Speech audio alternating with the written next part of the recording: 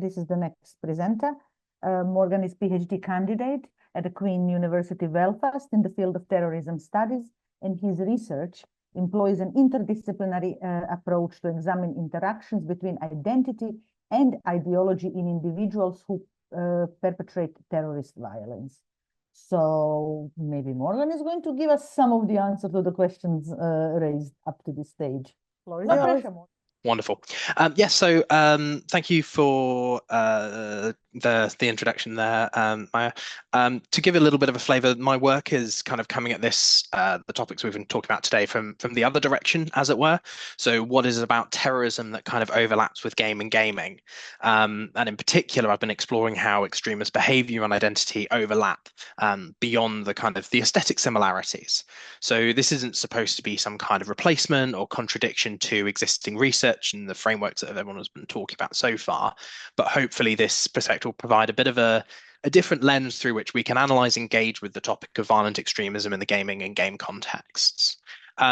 Also, just up front, this presentation is kind of primarily focused on the extreme right wing, which is informed by my previous qualitative analysis of the manifestos published by perpetrators since Breivik, as well as established extremist literature, Turner Diaries, Siege by James Mason, as well as contemporary extreme right-wing propaganda from the Telegram network. But kind of upfront, the idea of this is not that it's exclusive to the extreme right wing, but that's the kind of the basis so far of this work. So the real thing here is starting to talk about how gaming and game-related language overlaps with the kind of practices and identity within extremism and terrorism. So the Telegram, using terms of you're playing a rigged game abiding by outdated rules, they're incorporating that kind of language into the extremist space and using that as part of their call to engage in violence. So kind of, I know there's something that Nevin's working on as well, but some of these questions around what is a game and what does a game mean to us. So very basically, is it for amusement or fun, and the kind of the traditional idea of games and video games, or slightly more abstracted, can a game be understood as a form of play where players agree on the system of rules and that social status is tied to performance against those rules, against shared objectives? And this kind of how this takes place in a fixed space or a given time where the normal rules of life are substituted by something that is beyond. A kind of Calwar's view on that is the kind of precise, arbitrary, and unexceptionable rules. So starting from this perspective of a game understood more generally, and again, this is the treaties have written on this, and I'm not going to try and condense this down into 20 minutes today. But for the purpose of this, the stuff of games that we're talking about here, the characters, the rules, the objectives, and to some extent the story as an intrinsic part of a game. In this context, we're talking about, when I say get characters, and I'm talking about how players kind of customize characters, whether that's in paper-based role-playing games, whether that's video games. They create or adopt an existing character. So where you're stepping into a game where it's narrative-based and the character is kind of predefined for you, you are then attaching yourself to an existing character, and ultimately, from a kind of game perspective, and certainly as kind of the kind of characteristics of games go, that attachment increases where there is a degree of customization and alignment between the player and the character that they have adopted.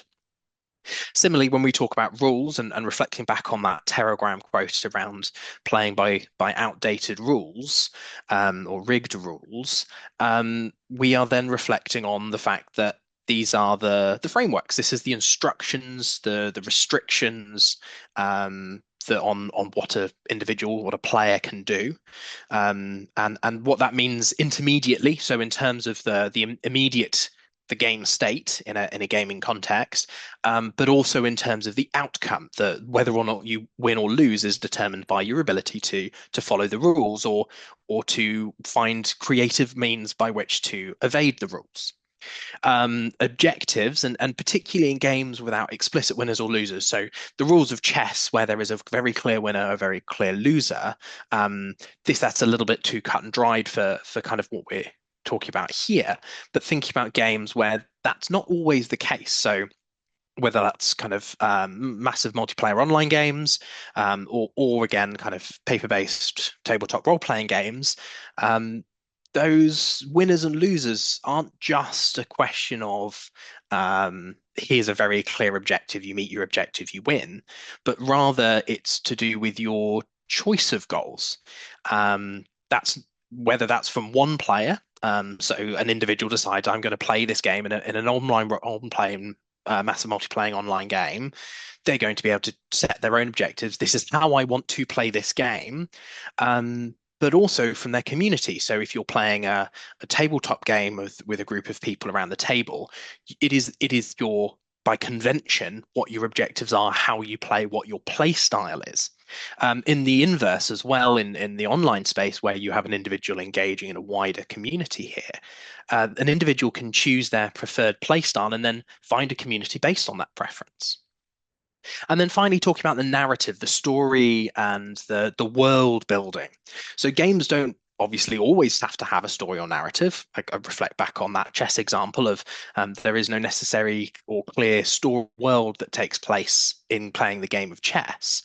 But when we're talking about contemporary board games, video games, tabletop role-playing games, there are contextualizing narratives, and these rationalize why the specific characters participate in the game, why the particular goals or end states are relevant to them, and why the rules exist and how the rules interact.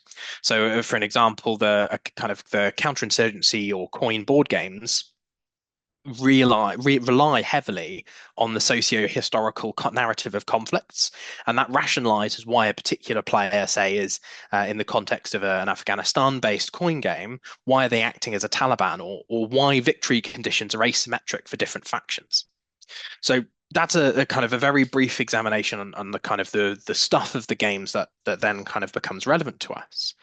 So thinking about this now as reframing terrorism as a dark game, as a form of transgressive play. And this can range very significantly from formative play, performing online in online spaces, or offline within groups of individuals, but also through to individuals who then go on to perpetrate acts of extremist violence. So thinking of characters, so the adoption and performance of alternative personas. We see this in extreme right wing, not universally, but certainly it surfaces in the different manifestos. Very kind of the archetype of that recently in the extreme right wing would be Anders Breivik's construction of the Justicia Knight character that he adopts, the claims to be part of the Knights Templar in Europe. Even not so much in the extreme right wing necessarily, but certainly in the misogynist space. Elliot Rodgers' creation of this supreme gentleman concept and character. But also slightly more abstract characters. So Brenton Tarrant in his manifesto describes himself as a uniformed combatant. That isn't his real world identity. He is not a uniformed combatant in a recognized army, but he has adopted this alternative persona or identity in that context. And similarly, Juraj Klajic in the adopt from the kind of the first saint that Teragram claimed, identified himself and identified himself as one of the men of action. So again, we're creating this kind of picture of what characters can be in this space and how individuals can adopt and perform these characters. And you can understand these as a role occupied that's not wholly separate from the individual. So it's not like these are characters that are entirely distinct, kind of separated away from them, but they are equally not completely overlapping with any kind of pre-existing identity or personality that person may have. So there is a kind of a blend in this space, and in the same way as you may have an actor who plays a character, this goes beyond that. It goes beyond just kind of adopting a persona for a purpose, for a play, for a game. Thinking then about the rules, this kind of again referring back to the Telegram quote at the beginning, abiding by outdated rules. So rejecting established rules and norms of society and adopting alternatives. So that's as I say, very clear in the language that Telegram used, but also in the justification of the action by Tarrant and Breivik. They both refer to kind of jus in bello principles of kind of like, well, what we're doing is justified because we're part of a war. We're uniform combatants. And similarly, in Breivik's case, he designates different categories of targets, and kind of then issues himself with a permit that allows for category A through C targets only.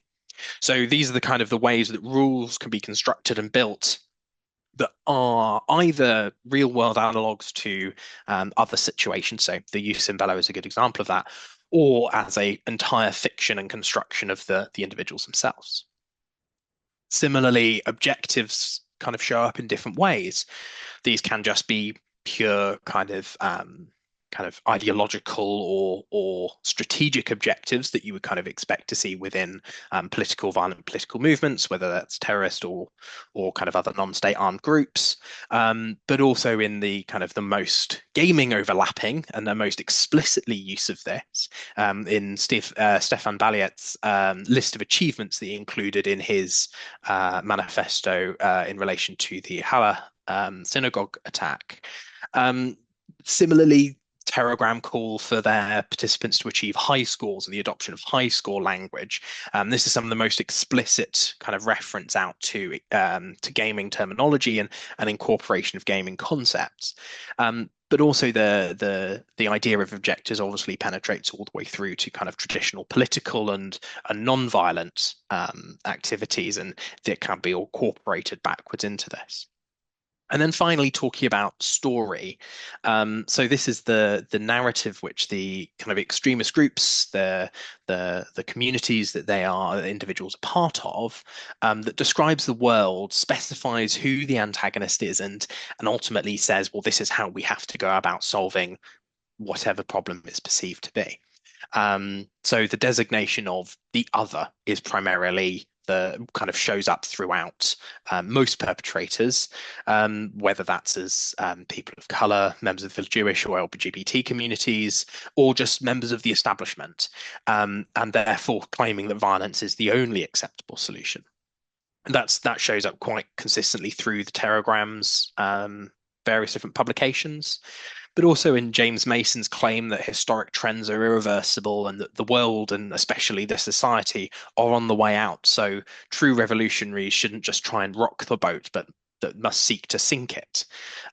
Or in the Turner Diaries, the description of that kind of underground resistance by the organization against the system. Those are kind of the ways in which the story that then says, okay, well, because we have this story, these characters exist in this space. These are the objectives that are inherent within that narrative. This is the direction of travel, and this is what we must do about it. And this is what's permitted to be able to achieve these things. There we go. So thinking about kind of how does this, so what? So one thing here is that this is more than an aesthetic. It is not to say that it is not an aesthetic.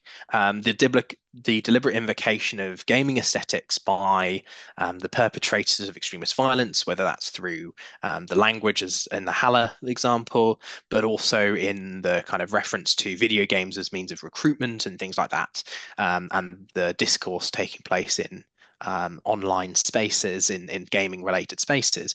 That's obviously incredibly important, and the overlap between the aesthetic of terrorism and the aesthetic of online gaming is still incredibly important.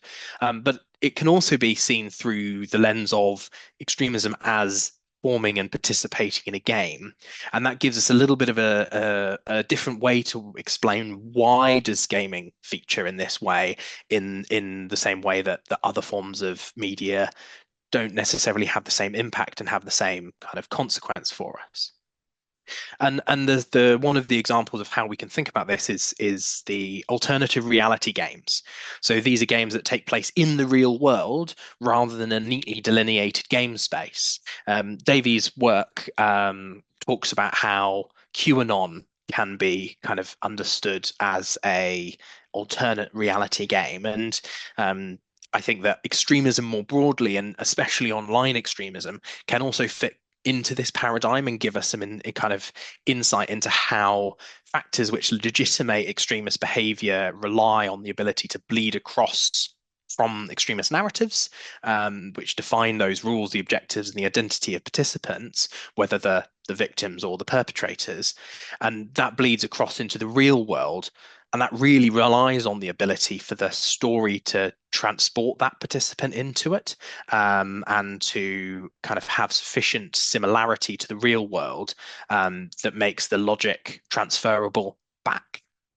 But by rebuilding barriers, or probably more accurately, enabling participants to recognize the discontinuity between the world that they physically occupy, the real world, but also the world that exists in the stories and the narratives and the game space as I'm describing it, actually makes it slightly harder to adopt and apply those rules to distinguish the practice and behavior, and the identity in reality.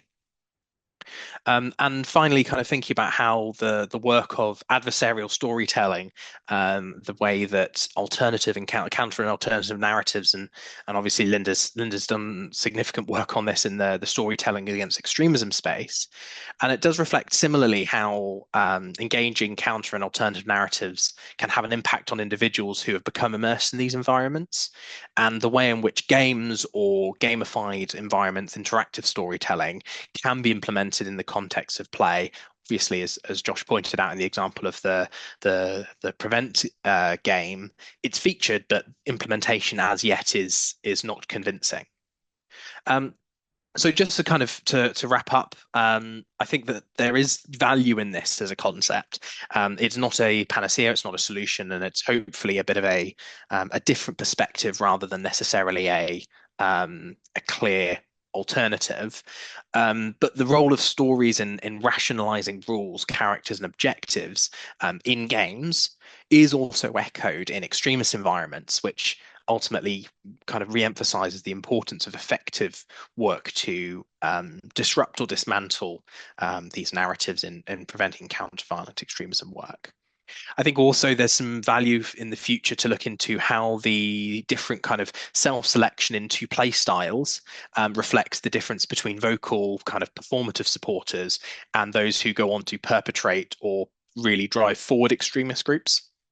It's not something that has been a focus of research so far, but certainly something that would be valuable in this space, I imagine. And finally, as I said at the beginning of this is research has been focused so far on the extreme right wing due to the availability of material.